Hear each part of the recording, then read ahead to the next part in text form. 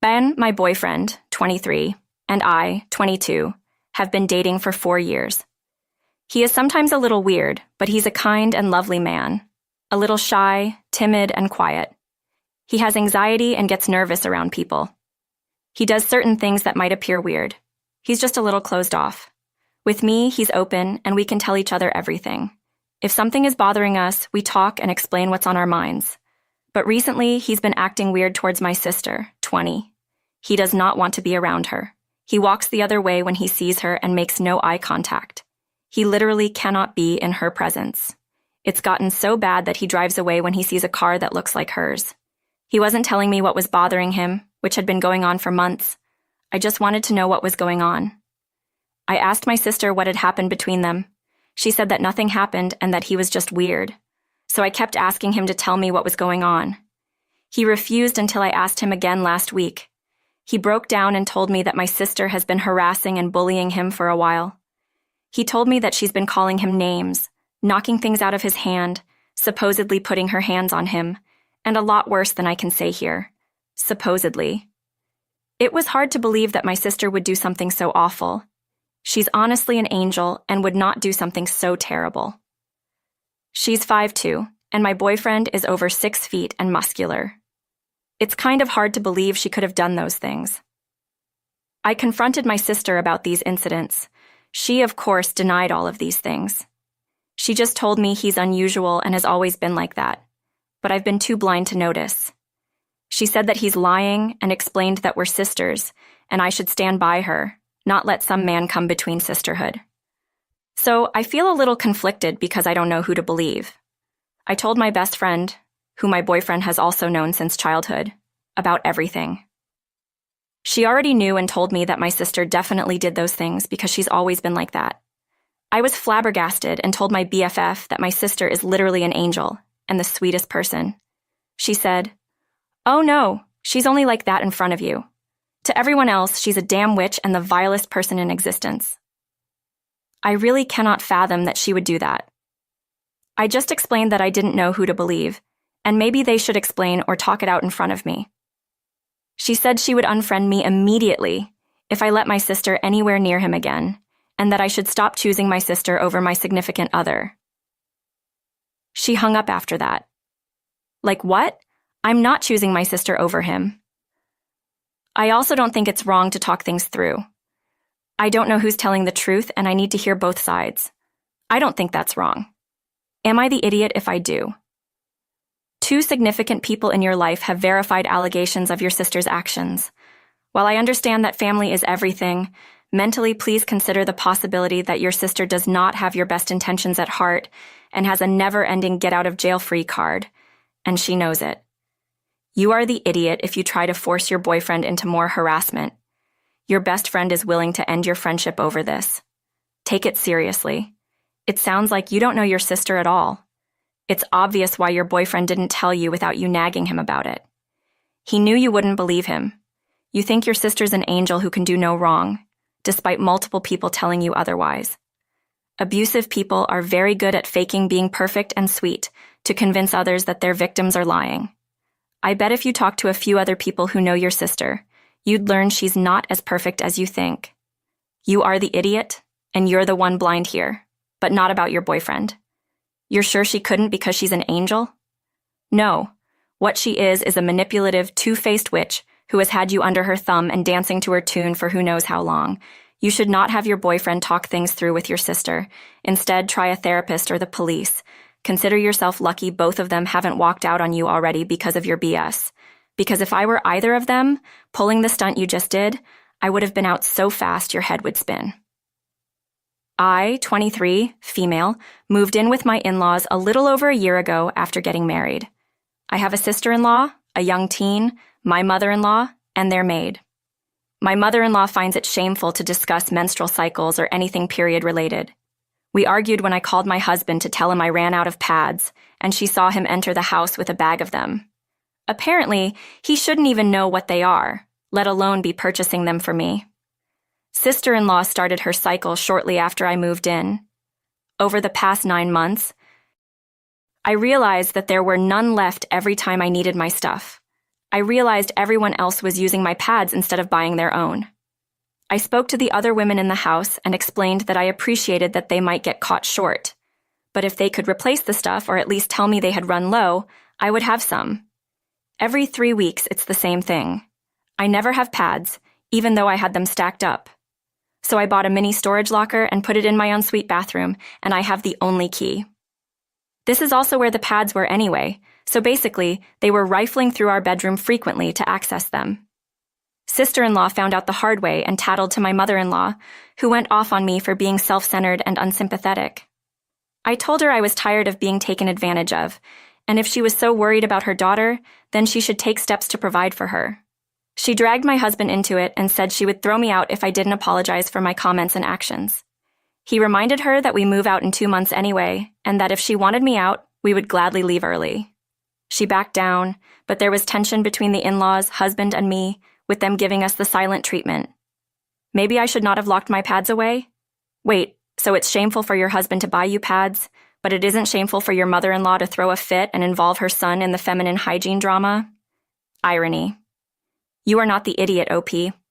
They kept using your pads because your mother-in-law is too ashamed to buy her own, so they're all relying on you for their feminine needs. What happens when you move out? They'll be forced to go to the store. Mother-in-law went off on you, calling you self-centered and unsympathetic for wanting to use the stuff you bought. What exactly does that make her, not buying them at all? She's the one making the big problem. It's absurd to be so dramatic about something that can be solved at basically any store. Geez, if they have a maid, they can afford menstrual products. Never mind them. Why is this idiot mother not buying her kids sanitary stuff regularly? She must know her daughter needs them. Instead, she's resorting to stealing them. That girl's probably embarrassed that she even has to steal her sister-in-law's pads. So sad. I feel really bad for her, honestly. Just think what it's teaching this young lady. Be ashamed of your body. Other people need to provide for your needs. And whatever you do, don't ask the man in your life for support. Craziness. I'm a 31-year-old man and was at a large store yesterday with my infant son when he did what babies do. I went to the restroom and saw that there wasn't a family or companion restroom, just a men's and women's restroom. So I went into the men's room and saw a cubicle and a few urinals, but no changing table. The sink didn't have a counter either. I walked out and hunted down an employee to ask where the changing table was. She said it was in the bathroom, and I asked where, assuming there was a family or companion restroom on the other side of the store. She took me back to where I just was. I asked if there was another bathroom, and she said no. I told her I was just in the bathroom and there was no changing table. She asked if I was sure and suggested I look again. I was annoyed, but I went back to the men's room. No changing table. When I came out, the employee was gone. Keep in mind that my son has been in his poopy diaper this whole time, so I gave up and headed into the ladies' room, which had a changing table. A woman was washing her hands and said, "Wrong bathroom, buddy." I gestured to my son and said, "No changing table in the men's room." She laughed and said, "Bro, that sucks," then walked out. So I rushed to change him, hoping to be done before anyone else walked in. I'm almost done when a woman walks in and starts screaming at me. I tried to explain what I was doing, but she kept shouting, "Get out! You can't be here!" Then she ran out. I finished putting the diaper on and rushed out of the bathroom. I saw the woman talking to an employee and decided to leave without my stuff. The employee tried to wave me down and stop me, but I rushed to my car, buckled my son into his seat, and left. My wife said I did the right thing, but my mom says I'm an idiot and 100% in the wrong. My sister won't stop laughing at me and is no help. Am I the idiot? Not the idiot. That store is 100% to blame for this. I wouldn't be shocked. If they've received complaints about this in the past and haven't done anything about it, your mom was way out of line. You needed to change your kid. What did she expect you to do? Change him on the floor? Drive him home in a dirty diaper? Your wife was right. You did the right thing. And that lady was rude. Who does that? Screaming at a father changing his kid's dirty diaper. I've never felt threatened by a man changing a poopy diaper. Wait, maybe I should feel threatened since they have the most dangerous weapon ever. As a woman, I wouldn't have even given him a second look. He was at a changing table with a baby. What do you think he was doing? This isn't the first time I've heard that many stores do not have changing tables in the men's restrooms. I always assumed they were in both. I was wrong. Maybe if people started changing their babies on the customer service desk in stores that can't be bothered to be properly equipped, the stores will begin to rethink this outdated misogynistic BS. What does your mom suggest you should have done? She said I should have asked the lady washing her hands, or the female employee I first spoke with to change him for me and wait right outside. I feel that would have been a bit entitled, though. Hey, random woman I don't know, change my baby's poopy diaper. My fiancé, Edgar, is my future mother-in-law's only son. She is so attached to him and is excited about our wedding. We've had a relatively long engagement, and we're finally getting married soon. I've been trying to keep her as involved as much as possible, but she kept getting more demanding with her expectations. She'd email me a list of questions about 5 or 6 times a week. She'd ask me the same questions repeatedly, expecting a different answer. When she doesn't get a different answer, my future father-in-law will call me and start pushing the same thing. It made me anxious and stressed out.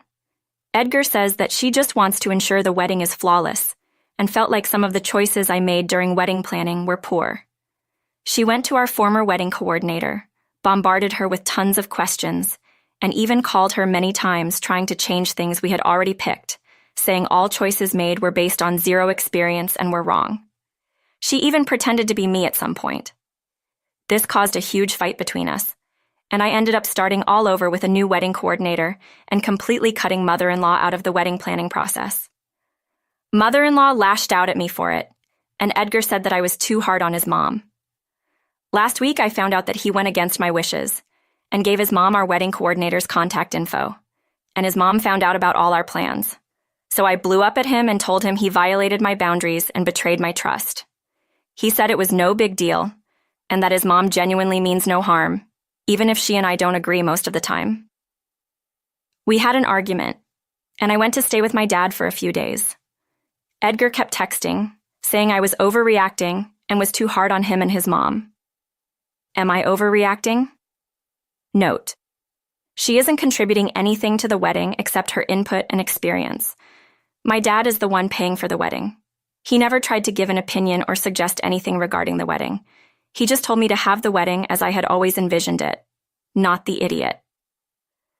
There are 2 problems here. First, Edgar prioritizes his mom's feelings above yours. Second, if you resist, Edgar uses deceit and manipulation to accomplish his goal. These are severe, marriage-ending problems. My advice is to cancel the wedding and go to couples counseling to address these huge issues. At a minimum, if you go forward with the wedding, you should be 100% sure not to get pregnant. It is also concerning that wedding coordinator number 2 did not reach out as soon as mother-in-law contacted her. It would be alarming and contract ending if she made changes based on mother-in-law's instructions, and not yours.